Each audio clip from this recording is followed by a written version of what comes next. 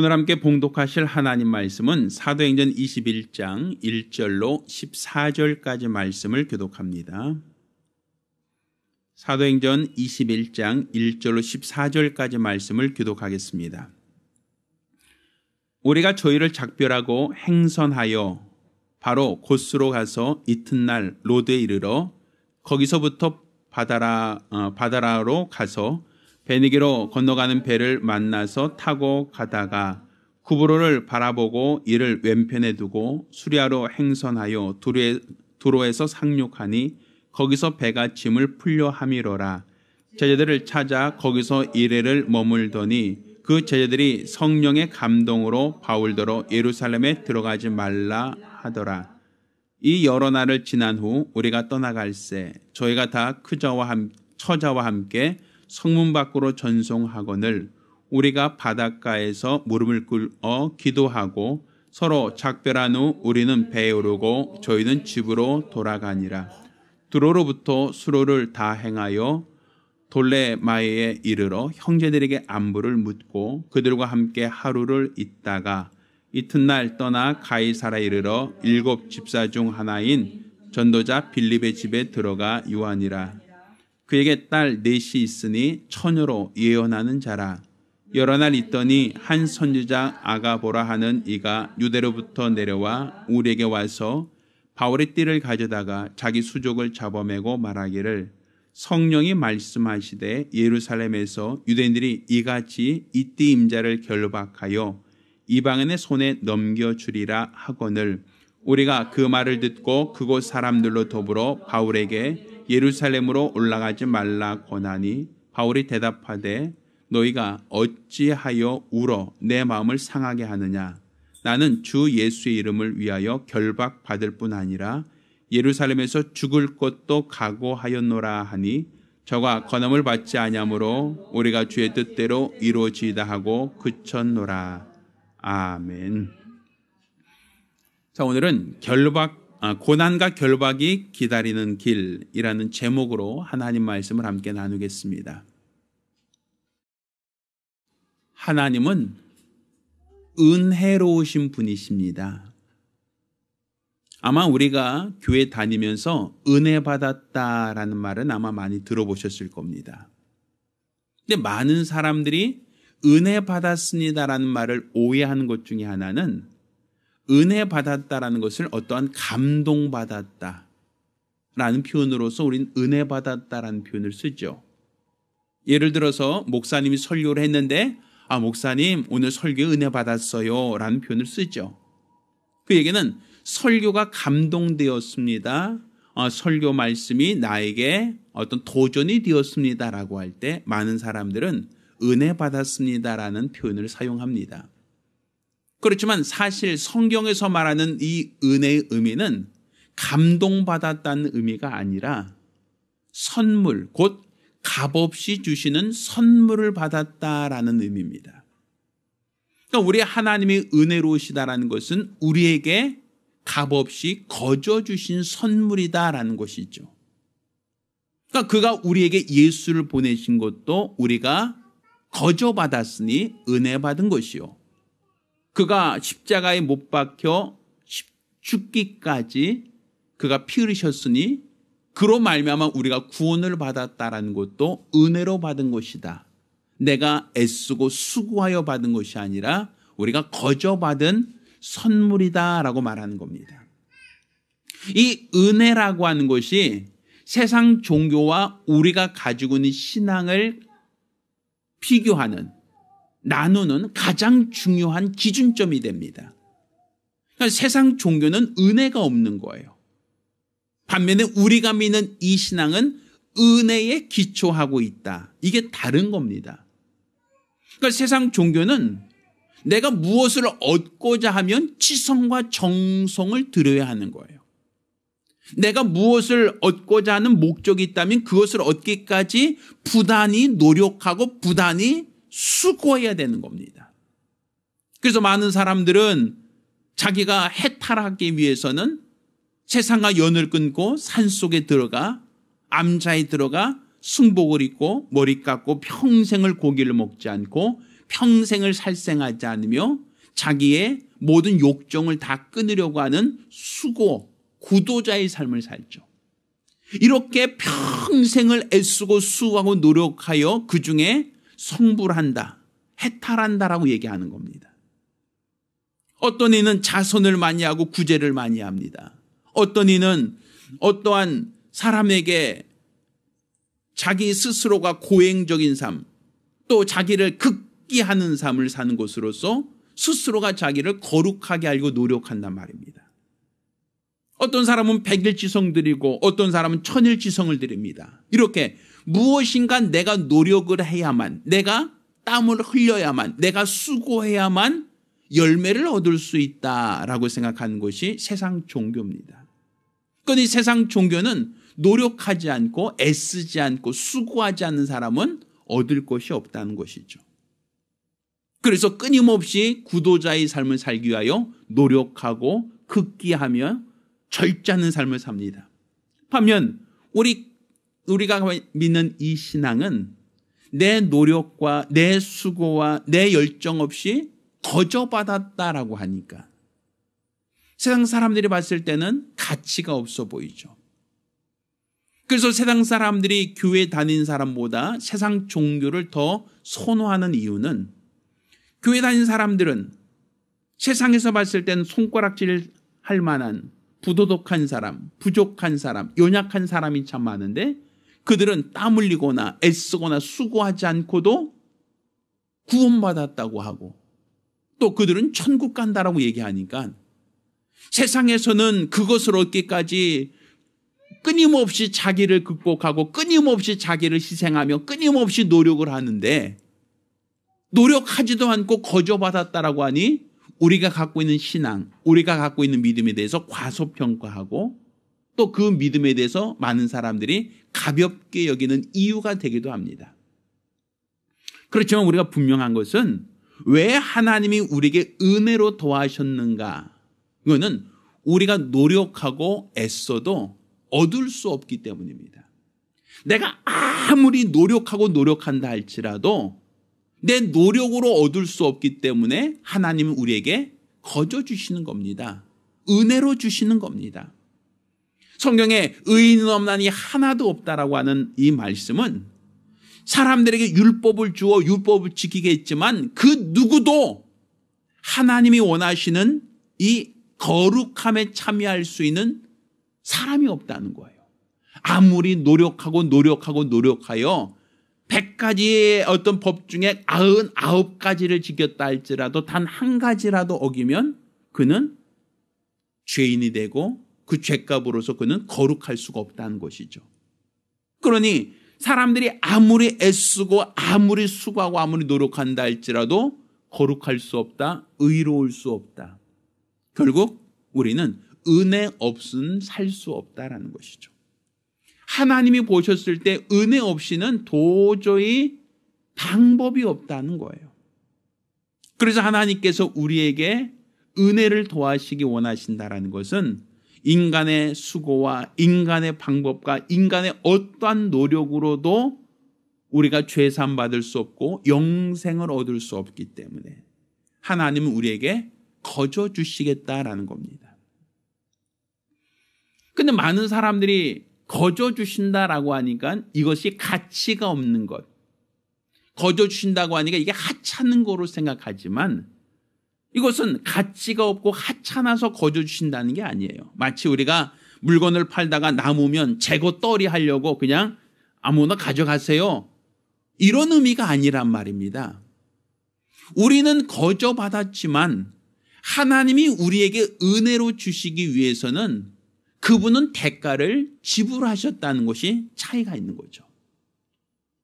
그러니까 나는 거저 받았으니까 이거는 그냥 손쉽게 얻었다 하지만 내가 은혜를 얻기 위해서는 나 대신 수고한 자, 나 대신 그 대가를 지불하신 자가 있다라는 거예요. 그러니까 세상 종교의 차이죠. 세상 종교는 내가 애쓰고 내가 수고하고 내가 노력하여 내 노력의 결과를 내가 얻으려고 하는 게 세상 종교라면 우리가 갖고 있는 신앙은 내가 노력할 수 없기 때문에 나 대신 다른 이가 수고하고 다른 이가 노력하고 다른 이가 땀 흘린 그 결과로 내가 은혜로 거저 받았다라고 얘기하는 거예요. 아마 저기 우리의 그 예쁜 딸이 있어요. 저 뒤에. 아마 아이 보면 참 예쁘죠. 그런데 이 아이는 태어날 때부터 지금까지 자기가 노동한 적도 없고 자기가 땀 흘린 적도 없고 자기가 수고한 것이 없어요. 아마 저 아이 입장에서 봤을 때는 그 아이는 태어나면서부터 지금까지 내가 스스로 음식을 해먹은 적도 없고 자기가 입고 있는 옷을 스스로 빤 적도 없고 또 지금까지 내가 추우니까 집세를 내거나 아니면 자기가 살기 위해서 어떤 노력을 한 게 전혀 없을 거란 말이에요. 저 아이는 지금까지 은혜로 사는 거예요. 또 앞으로도 은혜로 자랄 수밖에 없는 거예요. 그 이유는 그 아이를 낳아주신 엄마, 그 아이를 길러주는 아빠가 이 아이를 위해서 대신 수고하기 때문이죠. 아이가 먹을 것을 대신 만들어주는 이가 있고 아이가 입을 옷을 대신 빨아주는 이가 있고 아이가 청결하게 살 수 있도록 대신 청소해주는 엄마가 있다는 것이죠.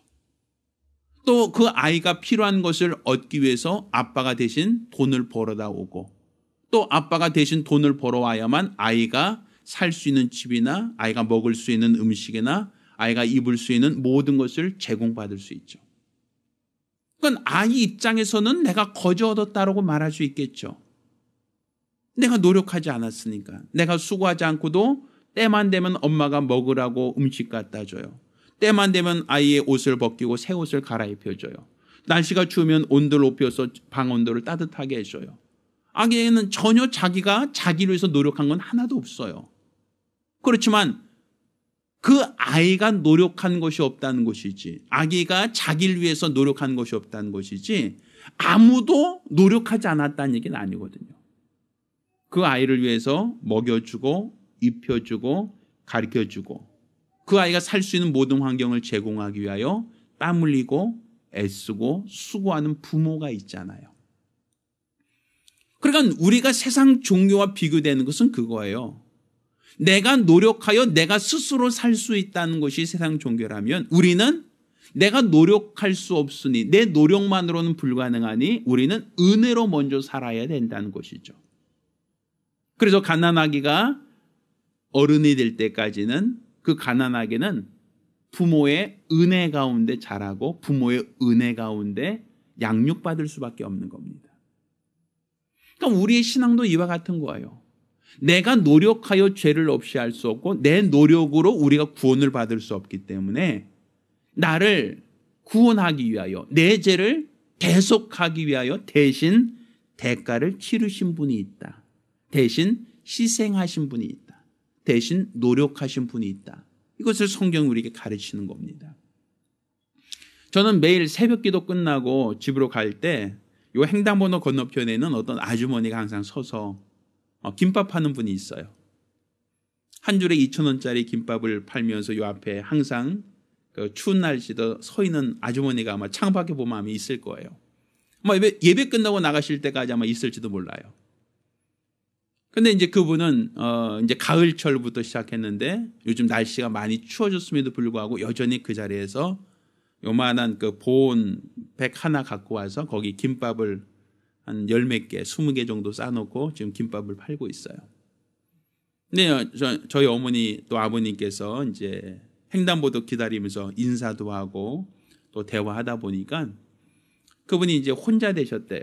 남편과 사별하고 혼자 되셨는데 아들이 셋이 있대요. 자녀가. 한 명은 뭐 대학생인가 그렇고 또 한 명은 중학생, 한 명은 6학년. 그러니까 지금 어떻게 보면 그 아이들은 이제 대학 가는 애는 대학 등록금이 필요하고 중학생 6학년들은 지금 당장 어떤 살기 위해서는 누군가 돈을 벌어야 되죠. 근데 그 아이들이 스스로 나가서 돈을 벌고 스스로 자립한 것이 아니에요. 아직까지 아이들은 자립할 만큼 충분히 준비가 안 돼 있죠. 그러니까 어머니가 이 새 아이를 먹여 살리려고 이른 아침부터 저 추위에 떨면서 김밥을 팔아요. 한 줄에 2,000원밖에 안 되는 그 김밥을 갖고 나와서 팔고 이제 그걸 다 팔고 나면 이제 그분은 이제 전철 타고 명동 가서 그 호텔에서 청소를 한대요. 그렇게 투잡을 뛰는 거죠. 본인 입장에서 볼 때는. 그렇게 또 일하고 또 저녁 늦게 퇴근하면 시장 들려서 김밥 재료를 사서 또 새벽에 남들보다 일찍 일어나서 또 김밥을 싸고 또 나와 있는 거예요. 그러니까 매일 반복되는 일상이죠. 근데 사실 그 아이들, 자녀들은 엄마가 너 대학 등록금 줄 때 그냥 그 아이는 대학 다니면서 엄마가 준 등록금 가지고 엄마가 준 책값 가지고 그냥 학교 다니겠죠. 또 중학생들 또 초등학생 엄마가 주는 밥 먹고 엄마가 주는 용돈 받아가며 학교를 다니고 학원 다닐 거예요. 근데 자기들은 거저 학원 다니고 학교를 다니고 있지만 그렇지만 그 아이들을 학교를 보내기 위해서는 누군가 이른 새벽부터 추위에 떨면서 한 줄에 2,000원짜리 김밥을 팔고 있는 그 수고가 있다는 얘기죠. 나는 거저 받았지만 나는 1,000원 하나도 거저 받아서 거저 쓰고 있는 것이지만 그 1,000원 한 장을 벌기 위해서는 누군가는 새벽부터 한 줄에 2,000원짜리 김밥을 팔고 있는 수고가 있다는 거예요. 그러니까 그 수고가 없으면 내가 받을 수 있는 용돈이 없죠. 어머니의 그 수고가 없다면 내가 학교 다닐 수 있는 능력이 없죠. 어머니가 그 수고를 하기 때문에 내가 밥을 먹고 집에 거처하며 학교를 다닐 수 있는 그 모든 환경이 제공되는 것이지 그가 애쓰고 수고하지 않는다면 자녀들은 스스로 자립해라 독립해라 하고 엄마가 만약 아이들을 버리고 가출해버리거나 그냥 떠나버린다면 그 아이들은 스스로 살 수가 없어요. 스스로 모든 것을 해결할 수 있는 능력이 아마 없을 거란 말입니다. 이것처럼 우리가 은혜로 산다는 것은 자기 앞가림을 스스로 한다는 얘기가 아니라 나를 사랑하는 이가 나를 위해서 대신 희생하신다라는 거예요. 나를 대신해서 희생하는 사람이 있기 때문에 내가 은혜로 살 수 있는 거예요. 그러니까 지금 우리가 은혜 받았습니다 라고 얘기하는 것은 나를 사랑하여 나 대신 희생하신 이가 있다라는 얘기가 되는 겁니다. 그러니까 우리 주 예수께서 이 땅에 오실 때 그가 하나님으로서 육체를 입고 이 땅에 나타나실 때 이 땅에 오면 편하게 대접받으며 편하게 군림하며 편하게 있으려고 오신 게 아니에요. 그분은 고난당하시러 이 땅에 오셨어요. 그러니까 그가 이 땅에 육체로 입고 오셔서 그분이 감당하신 것은 가난이었고 또 멸시였고 천대였고 또 결국은 채찍에 맞으시고 십자가에 죽으심이었어요. 그것을 그분이 모르고 있었느냐 하면 아니에요. 그분은 자기가 죽을 것에 대하여 제자들에게 미리 말씀하셨고 고난받을 것에 대하여 제자들에게 누누이 설명했습니다. 또 자기가 이 땅에서 고난당하되 십자가 못 박혀 죽을 것이라는 것도 그분은 미리 알고 있었어요. 근데 자기가 그것을 모르고 있다가 대신 어떤 고난을 당한 얘기가 아니라 그 앞에 어떤 고난이 있는지 그 앞에 어떤 수고가 있는지 그 앞에 어떠한 눈물과 땀이 있는지를 뻔히 알면서 주님은 그 길을 거신 거예요. 그러니까 예수님께서도 두 제자에게 세베대 두 아들에게 너희가 내가 마시는 잔을 마실 수 있느냐라고 물어보죠. 내가 가는 길을 너희도 따라갈 수 있느냐라고 물어보죠. 하나는 우편에 하나는 좌편에 앉겠습니다. 영광을 받겠습니다. 인정받겠습니다. 칭찬받기 원합니다라고 할 때 내가 마시는 잔을 너도 마실 수 있느냐라고 물어본단 말이에요. 그 얘기는 다른 말로 우리 주님은 지금 장차 자신이 감당해야 될 그 수고와 땀과 아픔을 미리 알고 있었다는 얘기죠. 그래서 예수님께서 겟세마네 동산에서 기도하실 때 아버지여 내게 이 잔을 옮겨주옵소서라고 기도합니다. 그렇지만 내 원대로 마옵시고 아버지 원대로 되기 원합니다라고 기도하시죠. 그 얘기는 다른 말로 자기가 마실 고난의 잔을 몰라서 그분이 길을 잘못 들어서 고난당하신 얘기가 아니라 우리에게 은혜를 끼치기 위해서 자기가 져야 할 그 무게, 우리에게 은혜를 끼치기 위해서 자신이 감당해야 될 그 삶의 무게를 그분은 알고 있었다는 것이죠. 그렇지만 그가 자신이 감당하지 않으면 우리가 그 문제로부터 벗어날 수가 없으니까, 자기가 그 고난의 진을 짊어지지 않으면 우리가 죄로부터, 허물로부터 벗어날 수 없으니까 그분은 아버지 원대로, 아버지 뜻대로 우리가 짊어질 모든 짐을 그분이 대신 지신 겁니다. 성경은 수고하고 무거운 짐진 자들아 다 내게로 오라, 내가 너를 쉬게 하리라 라고 말씀하셔요.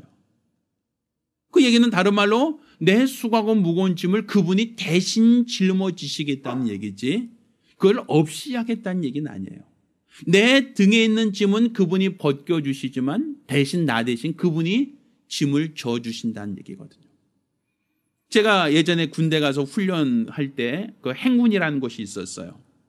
보면 그 이제 훈련소에서 모든 훈련을 마치고 나서 맨 마지막 훈련이 행군입니다. 행군이라는 것은 이제 몇십 킬로 이제 밤새도록 걸어서 새벽녘에 부대 도착하는 그 훈련이거든요. 근데 사실은 완전 군장을 하고 총까지 메고 또 발에도 익숙하지 않은 그 군화를 신고 오랜 시간을 걷는다는 것이 결코 쉽지 않아요. 발에 물집이 터지기도 하고 또 때로는 그 중에서도 낙오되는 사병도 있고 해요. 그런데 이 부대 전체가 다 완주를 목적으로 하거든요. 한두 사람이 낙오돼도 그냥 우리만 들어가면 된다가 아니라 모든 부대원들이 다 그 행군을 다 완료하고 무사히 다 들어갈 수 있도록 하기 위해서 가다 보면 이 체력이 좀 약한 애들은 이제 점점 뒤처지기 시작한단 말입니다. 그러면 이제 선임병이라든지 좀 건장한 사람들이 군장을 대신 들어줘요. 총을 대신 들어주겠다고 해요. 그러니까 자기도 힘든데, 근데 같이 행군을 완료하기 위해서는 내가 네 군장을 대신 들어줄게, 네가 네 총을 내가 대신 들어줄게라고 하는 그러한 사병들이 있거든요. 장교들이 있거든요. 그러니까 그렇게 하지 않으면 걔는 뒤처지고 낙오될 수 있으니까 어찌하든지 간에 그 아이가, 그 동료가 같이 완주하길 원하는 마음이죠. 그러니까 그 아이는 군장을 벗었으니까 가볍죠. 누군가 내 총을 대신 들어주면 나는 가볍죠. 그렇지만 내가 안 들고 있는 것을 누군가는 더 들어준 자가 있다는 것이죠. 누군가 내 총을 들어준 자, 누군가 내 군장의 무게를 대신 감당해 준 자가 있기 때문에 내가 가벼운 것이지, 내가 가볍다는 것은 내가 그냥 버려서 가벼운 게 아니란 말입니다. 그것처럼 내가 져야 될 짐, 내가 져야 될 죄값을 주님이 대신 짊어지셨다는 게 은혜예요. 그게 세상 종교와 다른 거죠. 세상 종교는 내가 지어야 될 점은 내가 감당하는 것, 내가 져야 될 것은 내가 감당하고자 하는 게 세상 종교라면, 우리가 갖고 있는 신앙은 내가 짊어질 짐을 그가 대신 지심으로 우리가 은혜로 받는다, 거저 받는다, 우리가 쉼을 얻을 수 있다는 게 바로 우리의 신앙입니다. 그러니까 예수께서 이와 같이 먼저 우리 대신하여 고난을 지셨고 우리 위하여 십자가를 대신 지셨기에 우리는 은혜로 구원을 받을 수 있었던 겁니다. 그런데 하나님께서는 이것이 바로 하나의 의로 삼으신 거예요. 네가 은혜 받기 위해서는, 네 은혜를 받기 위해서는 누군가 너 대신 희생한 자가 있다는 것을 우리에게 알게 하신 것이죠. 따라서 네가 은혜 받았으면 너는 빚진 것이 되는 거예요. 내가 은혜 받았다는 것은 나는 거저 받았지만, 내가 거저 받은 것은 누군가 나 대신 수고하고 누군가 나 대신 땀 흘리고 누군가 나 대신 수고한 자가 있다는 것을 깨닫게 됐다는 것이잖아요. 그러니 우리가 애쓰고 수고하는 것을 대신 담당한 자가 있으니 이제 내가 빚진 자로서 나도 누군가를 위해서 수고하고 누군가를 위해서 애쓰는 게 마땅하다라는 거예요. 제가 예전에 어떤 자매님을 한 번 봤는데 그 자매는 학창시절 때 부모님 속을 맹간히 속썩였어요. 그러니까 이제 부모님이 공부하라 그러는데 공부는 제대로 안 하고 또 이제 학교 가라 하는데 학교는 제대로 안 다니고 좀 이렇게 노는 아이 있죠. 노는 그런 그 자매가 있었어요. 그러니까 부모님이 하도 속상하니까 야, 너 공부 좀 해라. 너 공부하면 남주냐 하면서 계속 그 아이에게 뭐라고 하죠. 근데 불구하고 그 아이는 공부에 재미가 없으니까 친구들하고 노는 데 빠져서 계속 부모의 뜻과 거슬려서 계속 이렇게 친구들하고 어울릴 뿐 학교는 제대로 안 다녔어요. 그러니까 이제 부모님이 하도 속상하니까 그 딸한테 이런 얘기를 해요. 야, 너도 나중에 너 같은 딸 하나 낳아라. 너도 나중에 너 같은 딸 하나 낳으면 그때 엄마 마음 이해할 거다. 이런 얘기를 했던 걸 기억해요. 그런데 시간이 많이 지나서 이제 그 딸도 결혼을 하고 아이를 낳았어요.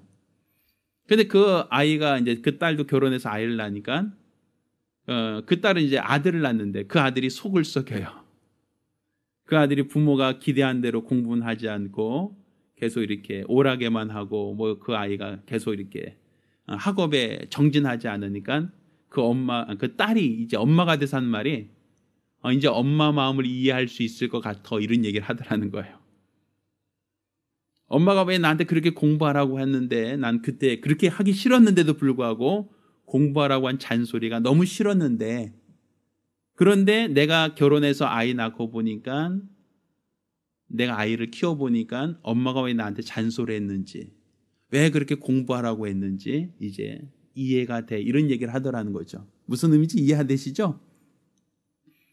왜 내가 딸의 입장에 있을 때는 부모는 그 아이를 위해서 희생하고 부모는 그 딸을 위해서 모든 것을 주며 너 훌륭한 사람 되라고 더 좋은 어떠한 공부를 할 수 있도록 아낌없이 지원을 했단 말이에요. 그런데도 불구하고 그 아이는 그냥 학교 가라는 것이 싫고 내가 친구들하고 어울리는 것이 좋으니까 학업을 등한시하고 친구들하고 어울렸죠. 그러다가 만난 사람은 아마 이게 좋은 직장 다니고 좋은 어떤 경제적으로 넉넉한 사람을 만난 건 아닐 거란 말이에요. 그 사람도 결혼해서 이제 아이를 낳고 보니까 삶이 힘들죠. 어렵죠. 그러니까 그 힘든 여건 속에서 아이를 키우려다 보니까 얼마나 힘들고 어렵겠어요. 그러니 이제 그때는 이제 부모의 마음을 어때요? 이해할 수 있는 거예요. 왜 나에게 공부하라고 했는지, 또 나에게 공부를 시키기 위해서 그분이 얼마나 희생했는지, 이제 그때는 이제 어머니 마음이 이해되는 거죠. 그렇지만 자기도 이제 어머니가 됐으니까 그 아이에게 뭐 해요? 너도 공부해라 하고 그 아이에게 넌 나같이 되지 말고 넌 공부해라고 자꾸만 가르치려고 하는 거죠. 그냥 우리가 자녀 입장에서 봤을 때는 거저 크니까 내가 노력하지 않고 용돈 받고 내가 수고하지 않고도 학비를 받으니까 그 아이 입장에서 볼 때는 은혜로 살면서도 은혜로 자라면서도 맨날 나에게 간섭하는 것 그것을 싫어하는 것뿐이에요. 그렇지만 그 아이가 나중에 커서 어른이 되고 또 다른 가정을 꾸리고 또 다른 자녀를 낳게 되면 이제 그때는 그 내가 난 아이를 위해서 내가 희생하는 역할을 하게 되는 거예요. 이제는 내가 먼저 은혜로 자라난 것처럼 내가 낳은 자녀들을 양육하기 위해서는 내가 이제는 수고하고 내가 땀 흘려야 된다는 것이죠. 그것처럼 우리가 갖는 이 신앙은 예수 그리스도께서 먼저 우리 위하여 고난당하시고 먼저 우리에게 희생하심으로 우리가 은혜가 되셨단 말입니다. 그러니까 이렇게 은혜 받은 사람이 다른 사람들에게 은혜를 끼치기 위해서는 그가 수고하는 수고가 필요하다는 거예요. 오늘 우리가 읽은 이 본문에는 바울의 이야기가 나옵니다. 이 바울의 얘기 중에 사도행전 20장 23절로 24절까지 보면 오직 성령이 각성해서 내게 증거하여 결박과 환난이 나를 기다린다 하시나 이렇게 표현해요. 성령께서 바울에게 말하고 있다는 거예요. 뭘 말하고 있어요? 결박과 환난이 나를 기다린다고 성령이 말하고 있어요. 그러니까 성령께서 야, 너 가 복음 전해라고 할 때 인정받고 대접받고 편하게 간다는 얘기가 아니라 너 어느 성에서 복음을 전하든지 너를 결박하고 너에게 고난과 환난이 있다라는 것을 성령이 그에게 말씀하고 있다라는 건 그러니까 알고 있다는 얘기죠. 바울도. 내가 복음 전하러 가면 내가 거기서 사람에게 인정받고 칭찬받고 편안하게 거기서 사람들에게 어떤 그 대접받으려고 가는 게 아니라는 거 알아요. 어느 곳에 가든지 나를 핍박하는 자가 있고 나를 박해하는 자가 있고 나를 결박하고자 하는 자가 있다는 걸 그가 알고 있단 말이에요. 왜? 성령이 그에게 말씀하셨으니까. 자, 그렇지만 나의 달려갈 길과 주 예수께 받은 사명 곧 하나님의 은혜의 복음을 증거한 일을 마치려면 내 생명을 조금도 귀한 것으로 여기지 않겠다. 그러니까 내가 받은 이 은혜의 사명을 감당하는 데 있어서 내 생명도 아끼지 않겠다라고 얘기하죠. 그러니까 그 앞에 고난이 있고 그 안에 어떤 환난이 있고 결박이 있는 걸 알지만 성령께서 그것을 미리 알게 하셨지만 그렇지만 내가 그들에게 복음을 전하겠다라는 것은 내가 먼저 은혜의 빚진 자이기 때문에 내가 먼저 은혜의 빚진 자이기 때문에 아직까지도 예수를 모르는 자들이 하나님의 은혜를 받도록 하기 위해서는 나도 그 일을 감당하겠다라고 얘기한단 말입니다. 지금 우리나라에 기독교인들이 많다고 얘기하죠. 지금 우리나라에도 많은 믿는 사람들, 많은 교회들이 있습니다. 그런데 그들이 우리나라의 토착 종교로서 기독교가 들어온 게 아니라 우리가 이러한 교회가 세워지고 이렇게 많은 사람이 믿게끔 되기 위해서는 수많은 선교사들이 우리나라에 들어와서 목숨을 걸고 복음을 전했던 그 과정이 있다는 거예요. 예전에 절두산이라고 하는 곳에 가봤어요. 양화대교 바로 옆에 절두산이라고 하는 곳에 있는데 거기 선교사들 묘역이 자리 잡고 있습니다. 그 영상으로 우리나라 옛날에 선교사들의 발자취를 보여주는 프로그램이 있고 또 그들이 안치됐던 무덤들이 있어요. 근데 그들 중에 인종도 다르고 언어도 다른 우리나라에 와서 복음을 전하다가 순교한 사람들이 굉장히 많다는 거예요. 이 절두산이라는 게 뭐냐면 이름 그대로 절단한다는 거예요. 무엇을? 머리를. 목베임 당한다는 얘기거든요. 그래서 절두산이에요. 그러니까 순교자라는 거, 순교지라는 거죠. 그러니까 한강 이 강변으로 사람들 끌고 와서 거기다 포박시켜 놓고 거기서 목을 자르는 행위를 했기 때문에 거기가 절두산이에요. 순교지죠. 이렇게 수많은 사람들이 목베임 당한 그 순교지. 그 사람들이 순교하지 않았다면 우리에게 복음이 전파될 수가 없었겠죠. 그들이 애쓰고 수고하지 않았다면 우리는 절대로 복음을 들을 수가 없었겠죠. 그럼 그들이 우리나라 올 때 대접받고 인정받고 여기서 호강하려고 온 건 아닐 거란 말이에요. 그들이 이 땅에 올 때는 자들이 고난이 있을 수 있고 핍박이 있을 수 있고 환난이 있을 수 있다는 것을 알면서도 우리에게 복음을 전하기 위해서 들어온 거 아닙니까? 그 얘기는 다른 말로 고난이 있고 결박과 환난이 있다는 걸 알지만 내가 은혜를 받은 것처럼 저들도 은혜를 받게 하기 위하여 내가 그 고난의 잔을 담당하겠다라고 하신 자가 있다는 얘기죠. 얼마 전 제가 아는 어떤 장로님이 대화를 하다가 그 아들, 이제 하나밖에 없는 아들이 이제 KT를 다녔는데 KT에서 이제 오랜 기간 동안 그 임시직으로 계속 오래 다니다가 정사원이 됐대요. 그러니까 이제 정사원 됐다는 것은 이제 노조에 가입할 수 있고 이제 어느 정도 퇴직 때까지는 어떤 근무 여건이 보장되는 어떤 그러한 정사원이 됐다는 거예요. 근데 정사원 돼서 몇 년 지나지 않아서 그 아이가 KT에다 사표를 내고 필리핀에 가겠다는 거죠. 그러니까 부모가 말렸대요. 야, 너 정사원 되기 얼마나 힘든데 요즘에 그래도 공기업 아니냐. 거기 들어가면 최소한 너 그 정년 때까지는 어느 정도는 보장될 수 있을 큰 대기업인데 왜 너 거기 사표를 내느냐. 남들은 들어가지 못해서 그렇게 애쓰는 데를 넌 정사원 됐는데 왜 거기를 그냥 사표 내고 나가려고 하냐 했더니 그 친구가 이제 한 얘기가 나도 편하게 살고 싶고 나도 여기서 이제 안정적으로 살고 싶어요. 나도 결혼했으니까 나도 아파트에서 남들처럼 살고 싶은데 하나님이 나를 필리핀 가게 하셔요. 이렇게 얘기하고 필리핀에 선교사로 들어갔다는 얘기 들었어요. 열악한 곳이죠. 여기와 비교할 수 없을 만큼 열악하고 힘든 환경. 그러니까 어떻게 그 고난이 뻔히 있을 걸 아는데 거기 들어가면 분명 고생할 걸 뻔히 아는데 왜 들어갔겠어요? 내가 복음을 들은 것은 누군가의 희생을 통하여 내가 복음을 들었으니 아직까지 복음을 듣지 못한 사람들에게 복음을 전하기 위해서는 내가 이제 그 고난의 잔을, 고난의 무게를 내가 짊어질 차례가 되었다라고 한 얘기죠. 이것이 바로 장성한 믿음이에요. 어린아이에게 고난을 짊어지라고 하지 않아요. 어린아이에게 너 돈 벌라고 얘기하지 않는단 말이에요. 부모가 대신 돈 벌고 부모가 대신 애쓰고 수고하며 아이에게는 잘 자라라고만 얘기하죠. 그렇지만 아이가 잘 자라서 성인이 된 다음에는 이제 그 아이가 이제 또 다른 가정을 이루고 또 다른 자녀를 위해서 그 아이가 우리 부모님이 하셨던 것처럼 자기가 고난의 잔을 마시는, 자기가 애쓰고 수고하는 그 역할을 감당할 것입니다. 이게 바로 우리가 갖고 있는 신앙이에요.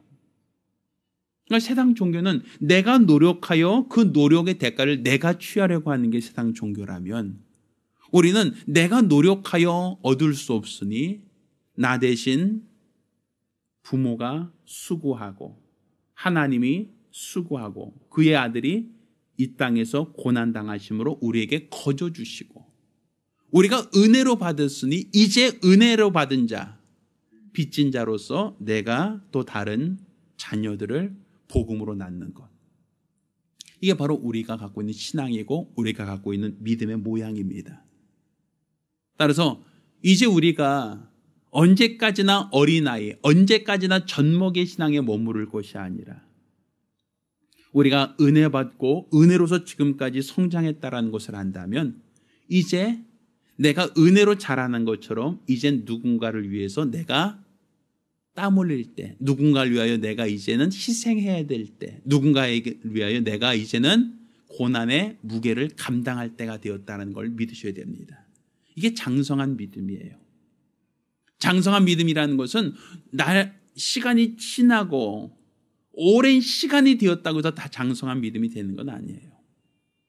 자기가 그 무게를 짊어질 수 있을 때 비로소 우리는 장성한 믿음이 되었다라고 얘기하는 겁니다. 요즘에 우리 아이들하고 얘기하다 보면 결혼 안 한대요. 결혼하기 싫대요. 왜 결혼하지 않으려고 하냐 했더니 결혼하면 고생한대요. 결혼하면 돈 벌어 오는 것도 힘들고 또 자녀 나면 요즘에 애들 가르치는 것이 너무 힘드니까 아예 차라리 그냥 혼자 살고 말래요. 이렇게 얘기하는 애들이 요즘엔 너무 많아졌어요. 그래서 그 아이들을 볼 때마다 좀 안쓰러움이 있어요. 아이고, 그럼 언제까지 너희를 먹여 살려줘야 되냐.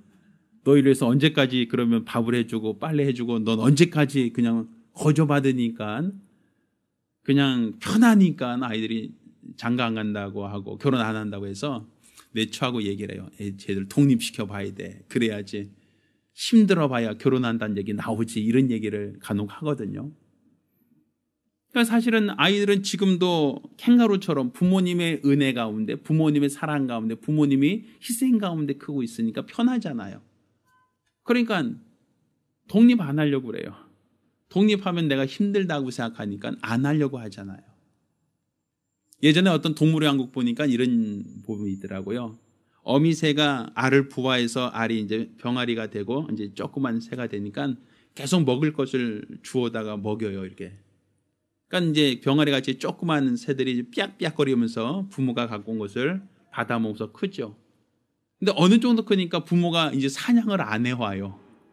사냥을 안 하고 먹을 걸 안 갖다 줘요. 그러니까 새끼들은 엄마를 기다리면서 삐약삐약 하고 있는데 더 이상 먹을 걸 안 갖고 오니까 배가 고프잖아요. 배가 고프니까 둥지 밖으로 나갈 생각을 하더라고요. 뭔가 내가 먹을 것을 찾지 않으면 엄마가 더 이상 안 갖다 주니까 자기가 이제는 나가려고 이제 날개도 퍼덕퍼덕거리고 또 이렇게 하는 것을 봤어요. 그러니까 부모가 갖다 주는 게 싫어서가 아니라 언제까지나 그 아이를 계속 먹여줄 수 없으니까 네 날개로 너 혼자 힘으로 날으라는 거 아니겠어요? 이렇게 혼자 힘으로 날 수 있게 되고 이렇게 건강한 어떤 새가 되었을 땐 또 다른 새끼를 낳고 그 다른 새끼를 부양하는 그 역할을 감당할 수 있다는 것이죠. 마찬가지예요.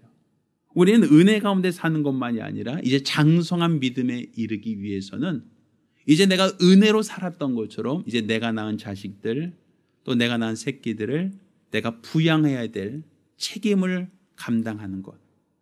그게 바로 하나님이 원하시는 장성한 믿음이고 그것이 바로 우리에게 원하시는 신앙이기도 합니다. 은혜는 거저로 받는 것이지만 내가 거저 받았다고 하여 가치가 없는 것이 아니라 그분은 가장 고귀한 희생을 통하여 나에게 거저로 주셨으니 그 은혜의 빚진 자라면 나도 이제 다른 사람을 위해서 희생을 대신 감당하는 것. 그가 은혜 받을 수 있도록 내가 그의 무게를 내가 짊어지려고 하는 것. 이게 바로 하나님이 원하시는 신앙이다라고 볼 수 있습니다. 따라서 우리의 신앙은 은혜로 사는 겁니다. 또 내가 은혜를 받았다면 내가 이제 바울처럼 예수님처럼 복음을 알지 못한 자들을 위하여 내가 희생을 내가 짊어지고 고난을 짊어짐으로 그들에게 복음을 끼치고 은혜를 받게 하는 것. 이게 바로 장성한 신앙, 하나님이 기뻐하시는 신앙이다라고 볼 수 있습니다. 따라 저와 여러분 모두가 장성한 신앙인들 되기를 예수 이름으로 축원합니다. 기도합니다. 우리가 기도하실 때에 우리가 세상 사람들처럼 세상 종교처럼 내가 노력하고 애써서 나 스스로 내 문제를 해결하는 것이 아니라 우리는 내가 할 수 없기에 은혜로 살았던 자들, 은혜로서 우리가 생명을 얻은 자가 되었습니다. 이제 은혜 받은 자로서 내가 받은 은혜, 내가 빚진 은혜를 갚을 수 있는 삶, 장성한 신앙 갖도록 한 목소리로 기도합니다. 살아계신 아버지 하나님, 오늘 이와 같이 우리에게 은혜를 더하심을 참으로 감사합니다. 은혜는 내가 애쓰고 수고하여 얻은 것이 아니라 값없이 거저 받은 선물이라 하셨사오니 이는 내가 노력하고 애쓰고 수고하여 얻을 수 없었기에 하나님이 가장 귀한 것을 우리에게 값없이 주신 것임을 깨닫게 도와 주시옵소서. 우리가 은혜로서 값없이 받았다고 하여 그것이 가치가 없고 보잘것없고 하찮은 것이 아니라 우리 하나님께서는 우리에게 은혜를 끼치기 위하여 독생자를 내어보내셨고 독생자를 십자가에 못 박히는 희생을 감당하기까지 대가를 먼저 지불하셨다는 것을 깨닫게 도와 주시옵소서. 따라서 내가 지금 은혜를 받았다는 것은 나 대신 수고하고 나 대신 땀 흘리고 나 대신 피 흘린 자가 있다는 것을 우리가 깨닫는 것임을 기억하여 내가 먼저 은혜를 받은 것처럼 그 은혜를 감사하며 살아갈 수 있도록 도와주시옵소서. 또 내가 이제 이렇게 은혜 받아 장성한 믿음, 장성한 신앙인이 되었다면 이제 내가 받은 은혜를 다른 사람에게 나눌 수 있는 자가 될 수 있도록 도와주시옵소서. 물론 그 길에 환난과 결박과 핍박이 기다리고 있다 할지라도 지금까지 내가 예수를 믿게 하기 위하여 누군가 순교하고 누군가 희생했던 것을 우리가 기억하는 것처럼 이제 내가 복음의 빚진 자로서 복음을 전하고 증거하되 그것이 나에게 손해가 되고 나에게 수고가 된다 할지라도 그 일을 능히 감당케 도와 주시옵시사. 나를 통해서도 더 많은 이들이 하나님의 은혜에 참여할 수 있도록 더 많은 자들이 은혜를 받을 수 있도록 도와 주시옵시고 이로써 우리 하나님의 기쁨이 우리 안에도 충만케 하여 주시옵소서. 살아계신 우리 주 예수 이름으로 기도드렸습니다. 아멘. 할렐루야. 할렐루야. 자, 은혜로 사는 믿음의 가정들이 되기를 예수 이름으로 축원합니다. 이제는 우리 주 예수 그리스도의 은혜와 아버지 하나님의 극진하신 사랑과 보혜사 성령님의 교통하시고 역사하심이 먼저 은혜 받은 자로서 내가 받은 은혜를 기억하며 또 장성한 신앙인으로서 다른 이들에게 내가 희생하여 복음 전하기로 결심한 우리 모든 성도들과 가정들 위해 이제로부터 영원까지 함께 있을지어다. 아멘. 자, 우리 하나님께 영광을 돌리겠습니다.